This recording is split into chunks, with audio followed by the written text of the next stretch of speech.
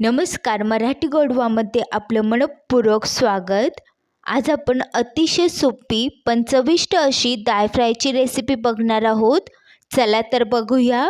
डाळ फ्राय बनवण्यासाठी इथे अर्धा वाटी तूर डाळ कुकरमध्ये 3 ते 4 शिट्ट्या काढून चांगली शिजवून घेतली आहे व थोडंसं घोटून घेतलं आहे। हिला कढीपत्ता, जिरा, लाल मिरची पावडर, हळद पावडर, कोथिंबीर, मीठ, लसूण, हिंग, काश्मीरी लाल मिरची पावडर, एक टोमॅटो व एक कांदा बारीक चिरून घेतला आहे। तेल गॅसवर एक कढई ठेवली आहे। यामध्ये टाकूया 2 चमचे तेल। तेलला गरम करून घेऊया। तेल गरम झालं आहे। यामध्ये टाकूया पाव चमचा जिरं।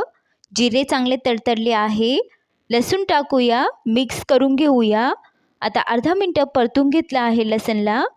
यामध्ये टाकूया बारीक चिरलेला कांदा। याला चांगलं मिक्स करून घेऊया व कलर चेंज होईपर्यंत त्याला परतून घेणार आहोत। आता थोडासा कढीपत्ता टाकला आहे, थोडंसं हिंग टाकूया, मिक्स करून घेऊया व कांद्याला चांगलं परतून घेऊया। कांदा चांगला परतला गेला आहे। यामध्ये टाकूया बारीक चिरलेला टोमॅटो थोडासा कडक आहे तर थोडंसं पाणी टाकून याला शिजवून घेऊया।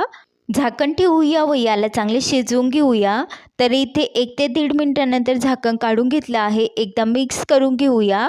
टोमॅटो चांगले शिजला गेला आहे। आता मसाले टाकूया। यामध्ये पाव चमचा हळद पावडर, अर्धा चमचा लाल मिरची पावडर, काश्मीरी लाल मिर्च पावडर टाकली आहे अर्धा चमचा, मीठ टाकूया अर्धा चमचा, तुम्ही तुमच्या चवीनुसार टाका। याला चांगलं मिक्स करून घेऊया। बारीक चिरलेली कोथिंबीर टाकली आहे। आता मसाल्यांना एखादा मिनिट असंच परतून घेऊया।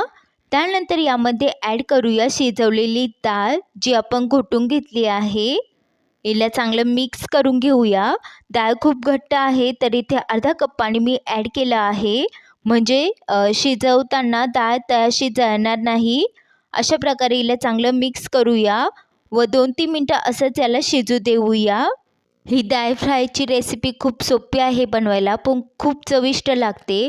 तुम्ही हिला चपातीसोबत किंवा भातासोबत खाऊ शकता, खूप मस्त लागते। तर अशा प्रकारे 3 ते 4 मिनटं हिला असं शिजवून घेतलं आहे।